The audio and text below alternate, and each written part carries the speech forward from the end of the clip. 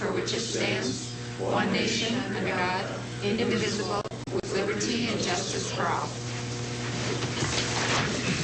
Good morning and welcome to the June 23rd County Commission meeting. I would remind you to silence your cell phones. The meeting documents are on the end of the counter next to Commissioner Bender, and Robert has listening devices if you need something. He's in the front row. With that, we'll move on to routine business. The first item is a motion to approve the agenda. Is there a motion? There is.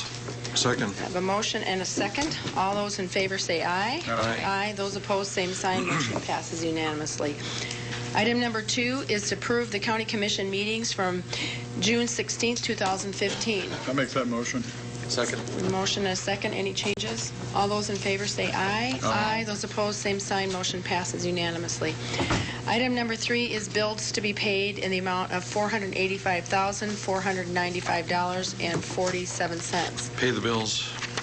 Second. Motion and a second. Any comments? Commissioner Barth? There is one bill in there for a little over $100,000 for a highway construction project. Okay. Any other comments?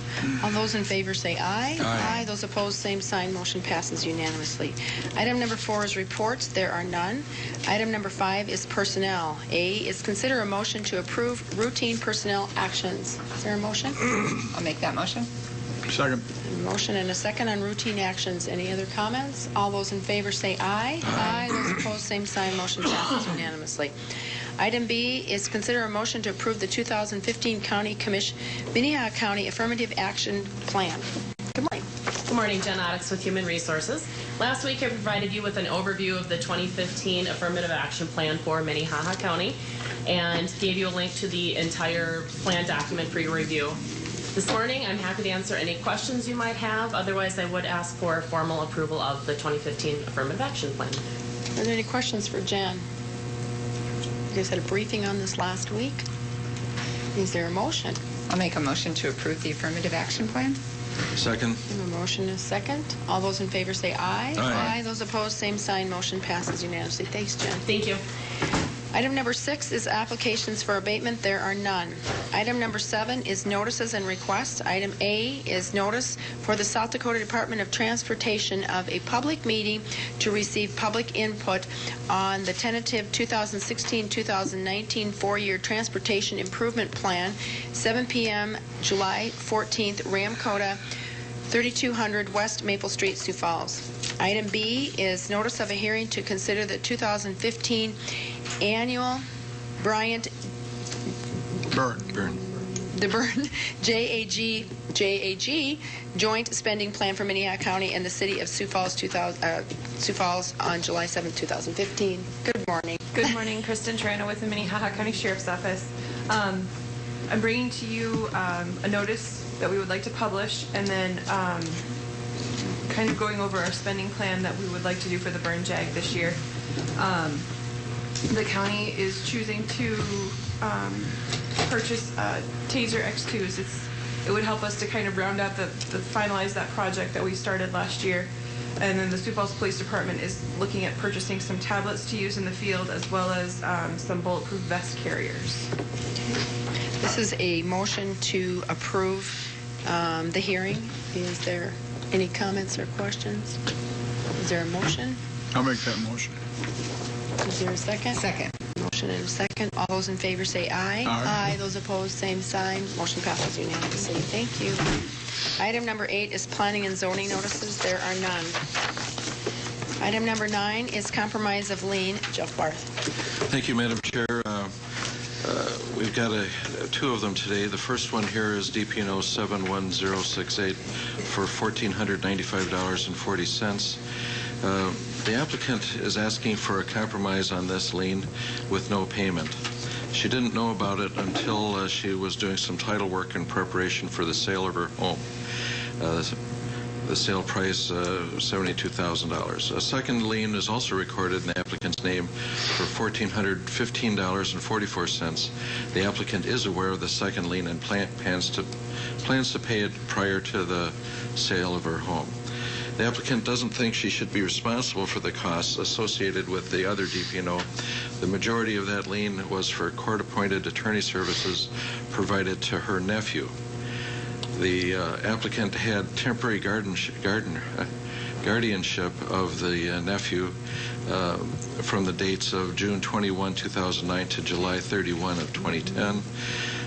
Based on the timesheets submitted by the court, it appears that the incident that resulted in this appointment occurred on or before June 16, 2009. In other words, before she became the guardian of her nephew.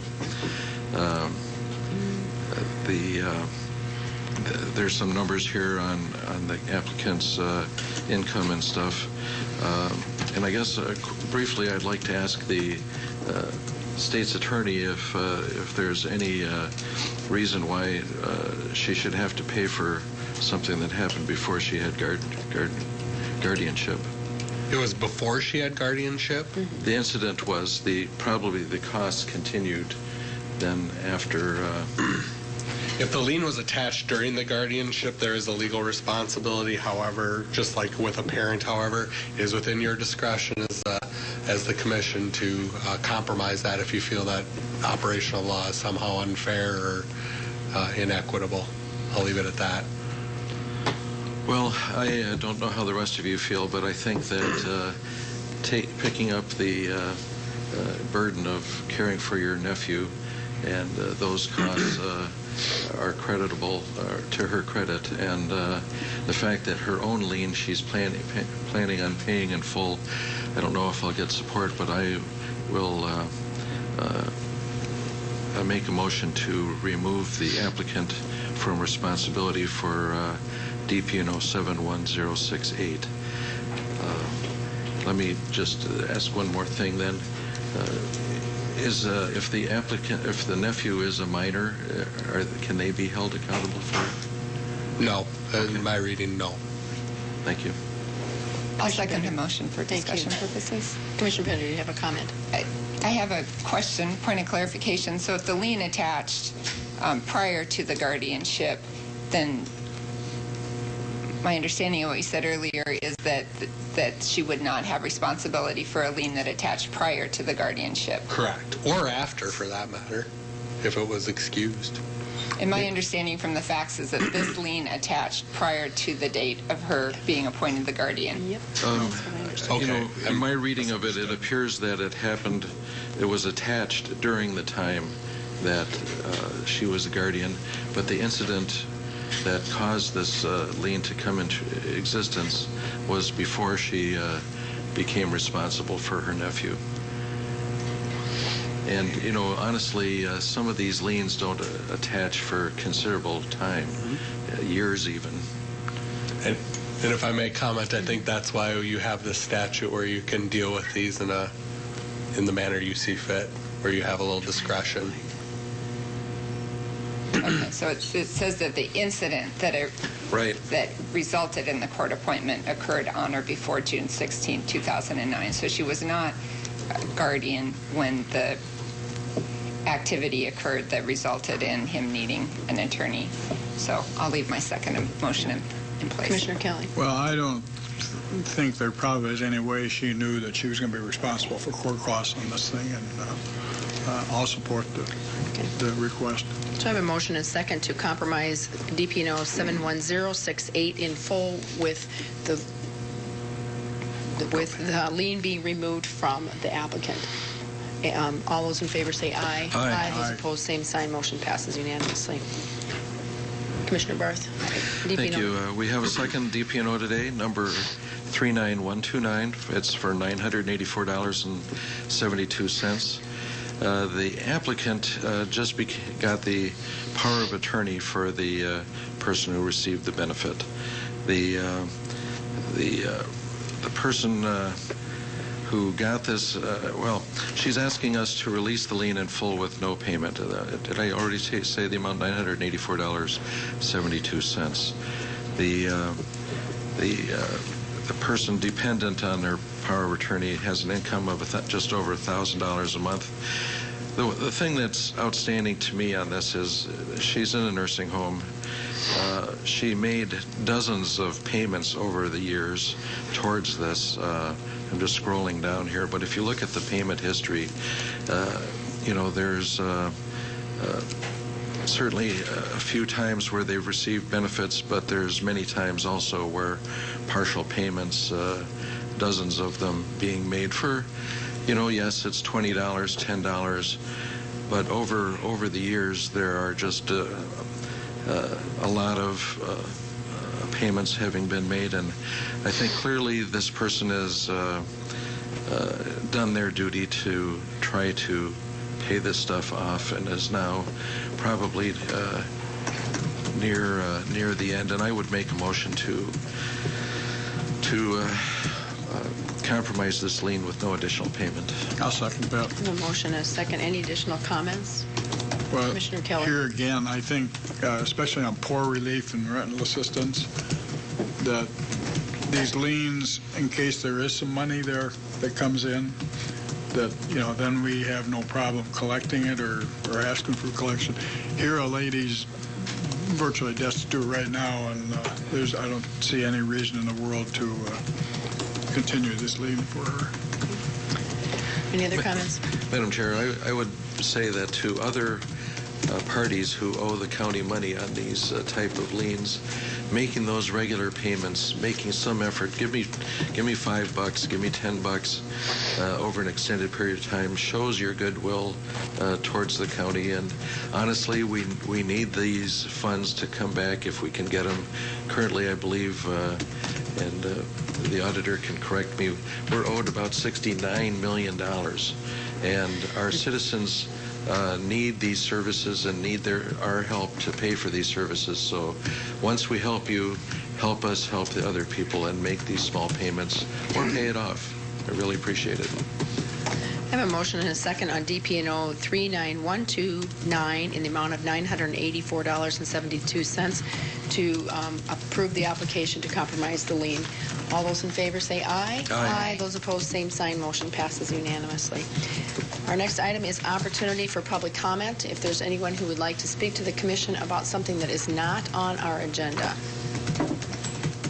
Mr. Hoskins. Good morning. Bill Hoskins, Alderman, 1st Ward, City of Garrettson. I would like to thank the Minnehaha County Commission for their support of the City of Garrettson yesterday and commend the performance of the Minnehaha County Sheriff's Department, Emergency Management, and Highway Department in assisting the City of Garrettson. Thank you, Bill. I know you guys have a big mess out there. I'd just like to make a comment on I went up there yesterday, and you really begin to see what the value of the volunteers or the Red Cross had set up there, and they had a place to feed the volunteers and people that needed it. There were people working the highway. The DOT had trucks and trucks and trucks. We had our highway department trucks up there, and everybody was working as hard as they could. The electricity was a real problem for them, but it was impressive how well it was going, how smooth it was going. They had the incident bus, the command center up there, and I really was impressed by how the whole operation was going, especially when they had to evacuate that nursing home.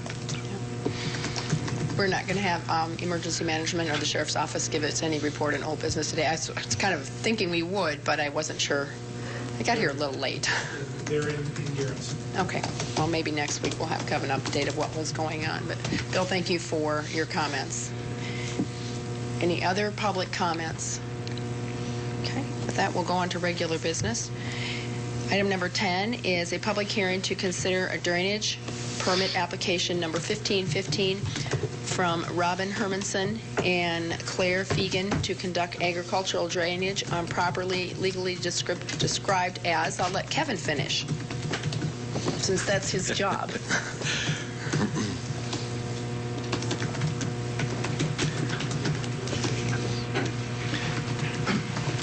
I could probably do it, but then I'll annihilate part of it. You don't have a microphone. Yeah. Make you read it. You want to read legal descriptions, Kevin? Thank you. All right. Kevin Hookman, County Planning Department. I'll get the...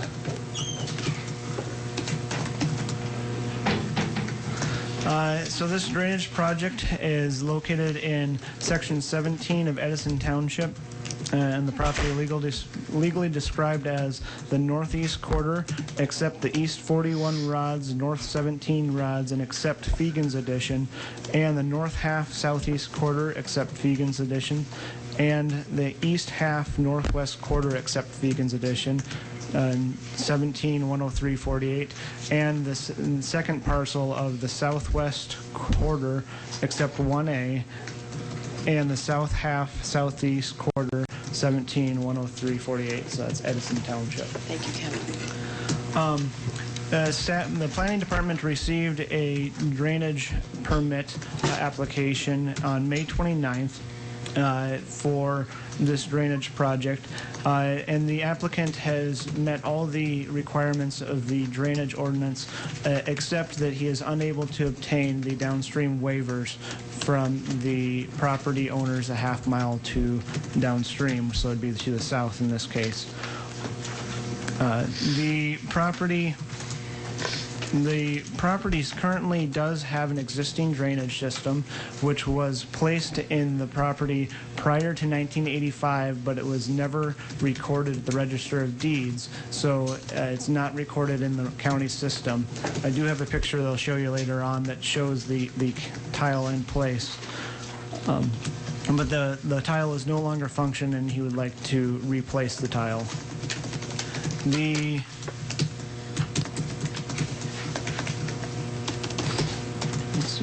I'll go through the pictures, and that'll probably be the best. Here's the two parcels in a little bit more detail of where they are located.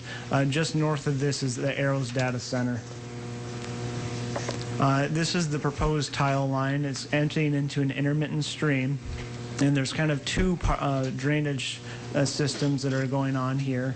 The east drainage system has the two lines that are paralleling the stream with the spurs that go off of that to go into the field and drain the fields from there. And then there's the small addition onto an existing tile line on the west side that will just extend the tile. That one is working correctly, so but it also enters into an intermittent stream. He has submitted the wetland determinations for both properties, and there is no wetlands in the properties to hinder the project. There is some prior converted, but you can tile a prior converted wetland.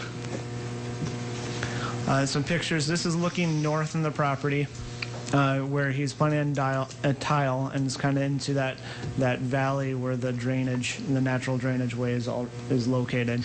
You can kind of see the water in the valley there in the weeds where it's pooling and collecting in the bottom. Again, a little bit more of the pooling. It goes underneath the culvert, underneath the road, and across the way. There's the drain tile that is currently existing in the project that is exiting right before the right-of-way. This is the other side of that culvert, looking south. It's pasture land, and the drainage way is grassed. But as you can see, it is also wet. As the cows were running through that, it was just slop. You can hear plop, plop. And this was after a small rain, about a half an inch, that I took this picture. So a little more detail of the water. And this is looking at that western tile line. It runs down this valley and into the ditch as well. This one is functioning, so he's just going to be extending it.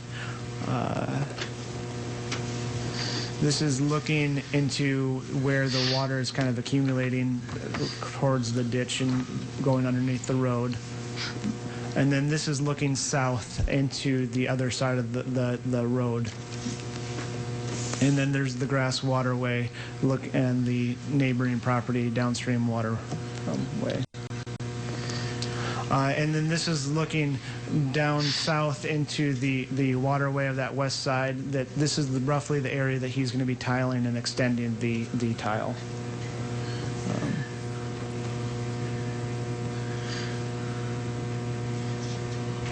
Since this drain tile is located in an area that's normally wet and is something that's tiled regularly throughout the county,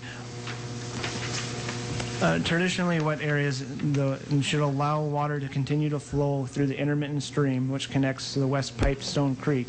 Staff recommends the Drainage Board approve drainage permit number 1515. Are there any questions for Kevin? Kevin, how far does that intermittent stream go before it gets into the West Pipestone? It's quite a ways. It ends up, I wonder if I can... So it goes south from there and then eventually connects up? Yeah, it's something 3 or 4 miles. It's a ways before it ends up in the creek.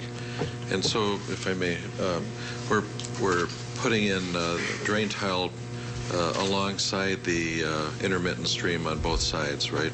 Yes. Boosting that and that does remind me, I should add that there is an existing trial project that has been permitted that will be connected to the north end of this drain tile. And that drain tile is new, but it will be connecting into this project, so there will be multiple drainage permits on this project. And I'll wait for the applicant, but is there sufficient capacity in the new tile to carry the burden from upstream? He can make it big enough he hasn't placed any new tile yet, so if he needs a 6-inch, 8-inch tile to drain that, he can do that. Thanks. Any additional questions for Kevin? Okay. Is the proponent here, and would they like to speak? The person in favor of the drainage permit? Okay. Nobody wants to speak in favor. Is there anyone who wants to speak against it? Come up and identify yourself. Give your name and your address, please.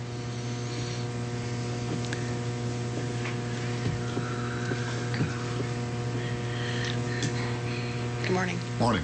I'm Jim Olfert, 47965 253rd Street, Garrettson, South Dakota. I'm the landowner to the south of the tile.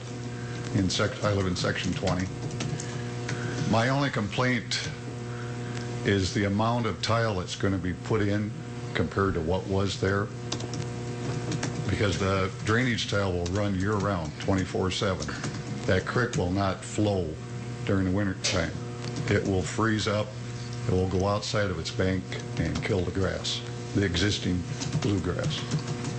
As far as redoing the existing tile, I have no complaint whatsoever. A year ago, my neighbor, Mr. Hermanson, sent out a letter asking anyone to have any problem with digging a new trench in that waterway. It did not. I had no problem. I do have a problem with a mile of new tile up to 12 inches of water flowing onto my property. The creek will not take it. Natural water flow, yes, but during the winter, it will not take it. And that is my complaint. Okay, thank you. Thank you. Any questions for Mr. Wolfert? Okay. Are you a proponent? Are you against the tiling? Yes, I'm the landowner requesting the tile, Robin Hermanson, 47. Okay, just a second. Do we have anyone else that wants to speak against it first? Okay, now you may speak for it. Robin Hermanson, 47952 253rd Street. The Clarence Fegan has already tiled 1/2 mile up from the road extensively. This has increased the water flow into my land. It behooves me not to just put in a replacement 5-inch tile, but put in 2 6-inches on both sides. As far as the intermittent stream down below damming up and not flowing, it's customary that these intermittent streams are maintained to the depth of the clay by cleaning them out every once in a while, and then they do flow. And I have done this in other parts of my farm, and that works very well. If you let them dam up with reed canary grass and cattails and that, and let a beaver put a dam in them, yes, you will have a lake in your pasture. But with adequate maintenance, they will flow in the wintertime too. Thank you. Okay. Are there any questions for Mr. Hermanson? Okay. Commission, it's back to you. We've heard from the proponents, the opponents, and staff. Do you have any questions or comments? Well, let me ask staff a question. So is that in fact, choked off by weeds and stuff going south from there? How much of a? I know West Pipestone Creek up in Logan County, I think we have 3 sections in a row where the elevation is exactly the same, 1483, and so if it moves, it doesn't move fast. Is there a drop-off on this going south? From what I see there, I would describe it as that. It does not move fast. It does pretty slow moving, and you can see that in this picture that there is a pool there in the kind of the other side of the ditch, and it's just slowly meanders down in the grass waterway. So there is grass and weeds and whatnot that are in the, just like every other waterway that is that's maybe slowing that water down, but that's if what I most may. waterways. So this picture again here, is this showing it going to the south, or is this looking where it's coming from? This is the downstream land. Okay. Commissioner Kelly. What do you have any idea of what would happen with an 1.5 or 2 inch rain to the property south? I can't really answer that. Do you know what happens now? As I mentioned, this was the morning after a 1/2 inch rain, and there's that much water there, and that whole area, even where the cows are standing in that picture, was wet. It wasn't just that pool that was the lowest spot, but you could hear them sloshing through the grass there. Any other comments? Commissioner Barth. So Kevin, that's going underneath the township road in a culvert, right? Yes. How big is that culvert? It's pretty big. I don't know if I can give you the exact dimensions. The township has reviewed this and given us a waiver for this project. So the township, as far as I understand, the township normally requires these projects to exit on the other side of the road. But in this case, because of the downstream property owner, they have written in their waiver that they'll allow them to exit the tile on the north side or his property line. So. Any other comments or questions? I Commissioner have Bender. a question. So I'm curious about the comment about the winter time and this intermittent stream not being able to handle the water flow. Do you have any guidance for us on that? Not in particular. The tile very well could be running through the winter, being that it'll be deeper than, it'll be fairly deep, so it'll not frost as quickly as the rest of the ground. So it very